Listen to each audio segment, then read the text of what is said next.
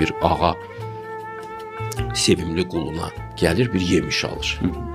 O qədər sevirmiş ki bu qulu onsuz heç nə tikə boğazından keçirilmiş. Gəlib danışa-danışa yemişi doğrayır, dilimləyir, verir tələbəsinə, doğrayır, o da yeyir. Və bir müddətdən sonra görür yemişdən az qalıb, bir loğma da öz ağzına atır, dili səpir. Deyir, ay rəhmətliyin nəvəsi, bu zəhərmiş ki, sən bunu niyə yeyirsən bayaqdan?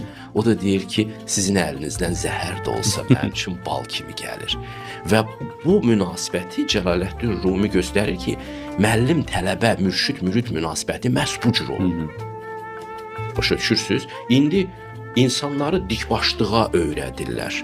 Deyirlər ki, bəs təhlükəlidir, o müəllim səni azdıra da bilər, sən müəllimə o qədər etibar eləmə. Etibar eləmə. Tamam. Müəllim saydığına etibar elə.